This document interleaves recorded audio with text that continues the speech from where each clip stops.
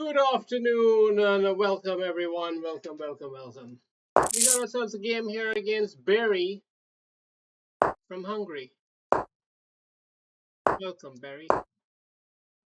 So we're just gonna play semi-slap defense, and after Bishop G5, I like to ask the question right away. And if he captures, it's a very different setting than if he goes back. If he goes back, I would take the pawn here, but now I wouldn't. Now I wouldn't. Now the idea is to go here, castle, and even pawn up. Or I think. I don't remember. But the point is,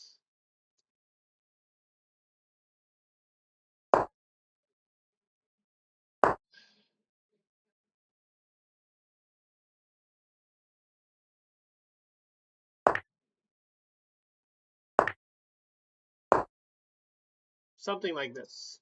I don't know. Probably, I mean, white definitely has a small edge here. I'm not denying that, but it's a very playable position and all is well.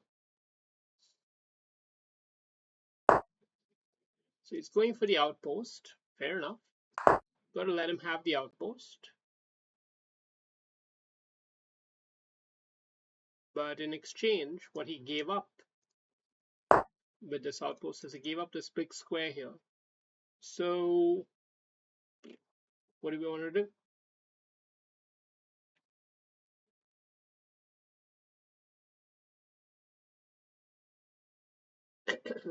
I think one thing I'm going to do is I'm just going to create a deep X-ray attack on the queen from here, because I'm tempted to potentially play e5, though I might not. Now this move does allow me to play this without fear of the rook taking, because yeah.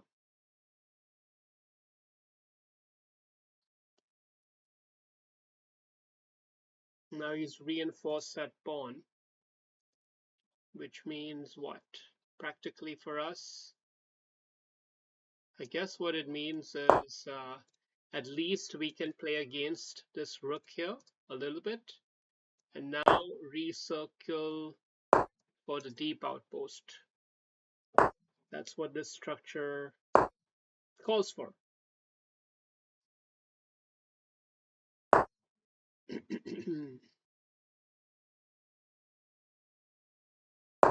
And of course, if he captures, we capture this way, and this bishop gets freed up for potentially moving.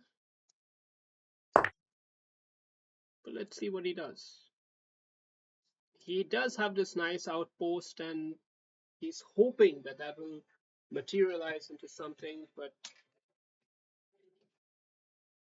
hello,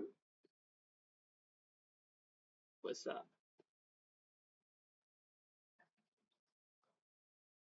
Hmm.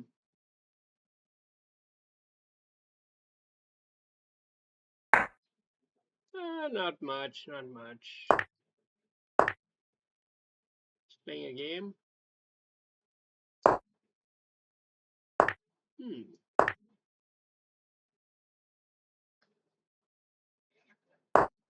Yeah. Come. Okay. Bye.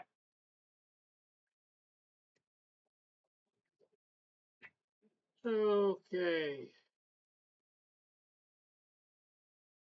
So key question has emerged now in this position because it looks like he's going to get access to the central file. Well, we're going to we're going to present it in a way which is looks attractive. We're luring him away here. We're luring him away, and we're acting like we're getting out of the line of sight. But in reality, I'm not too worried. I have other plans. And my other plan is right here, a5. a5, try to get in some action from this side of the board and lock up this side. He has the open file, but we blocked it up. So it's not much.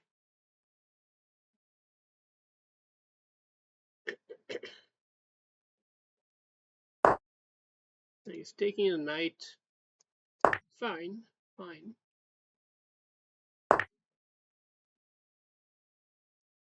We should come in with the rook just to put some pressure.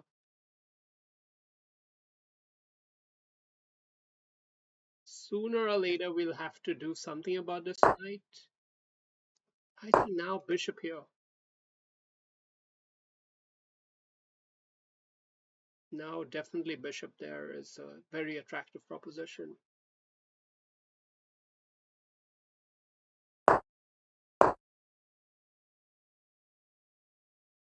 And then eventually we kick the knight out. Then we get the queen here, get the rook there, bishop there, check. And something will happen, I hope.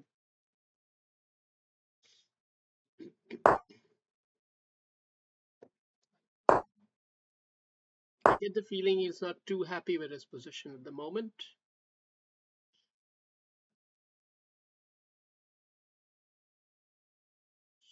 Yeah, we're gonna continue with our plan.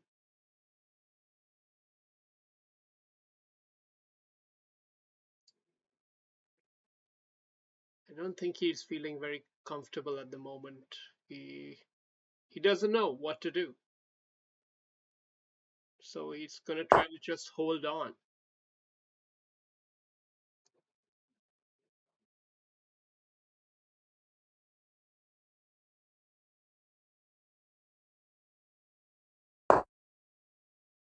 We're doing something a little sneaky in that we're going for a little pawn capture here, and yeah, we forced him into an awkward move there. That's an awkward move, isn't it? This has to be the follow-up with some queen penetration bullshit.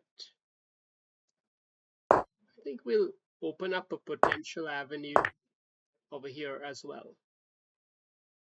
I think it's safe.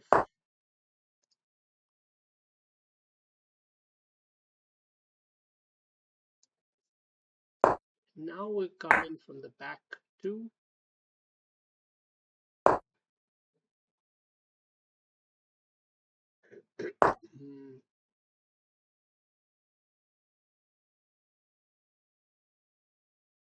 Do we take a trade of queens?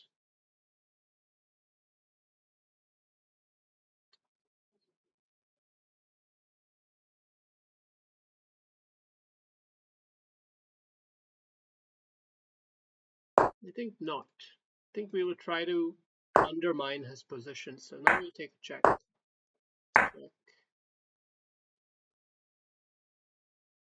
So he definitely wants to get his queen in the action and go for repetition on us. So that's the only source of counterplay for him. And that's what you got to play against. Otherwise, it's annoying. If they had only one trick left in the deck and you let them play it.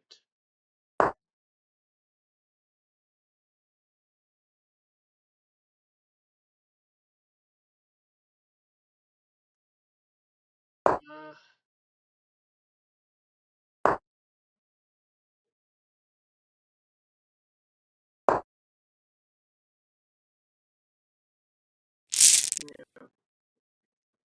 That's the key. Keep your position safe. Don't give him any checkity, and that's it. That's it. I'm sure there could have been more optimal moves at the end, but had very little time, so I just played enough to hold the pressure. And all right, so let's just check that opening out. I told you this G6 is the right way when you capture this. See, I'm like a book engine here, man. Okay, but I took the wrong pawn. Huh. See this, and then I didn't remember this.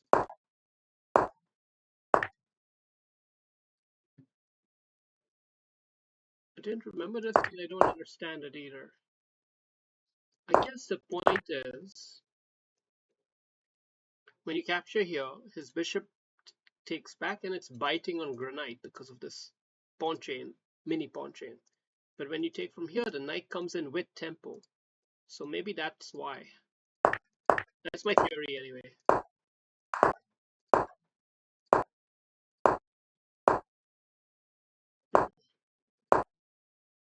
Okay, so I got the understanding of the position totally wrong. I was thinking like maybe I need to play a5, but then I also didn't. Let's just see. I didn't do it because it looked too chaotic for me. I was a bit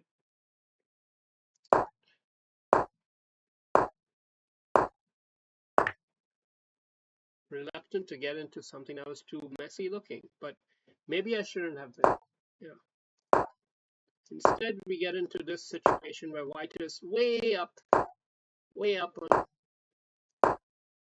in the chess engine evaluation, but without any clear follow-up. And here, this epitomizes it. This rook check doesn't really have a clear plan, does it? It's diluting his knight for my bishop, which is maybe not the right strategy. What he should have done is come in with the other bishop. Yeah, something like this. Keep the two outposts. This is very difficult. Actually, this is just pro. That's just pro. But anyway, he didn't do that. He checked. We traded knight for bishop, and it's a relatively even game here. And now we lured him into the wrong side of the board and started our own shenanigans. And here's when the momentum shifted because he so wants to hold on to this amazing knight outpost that he gives me a better bishop outpost, right? One outpost for another. Now we slowly start the cracking, slowly putting the screws on him. Maybe not the most optimal play here, but good enough, convincing enough. Okay, rook here. Hmm. Check, check. Now it is mate in 3. I didn't see it. Check from there, and then what?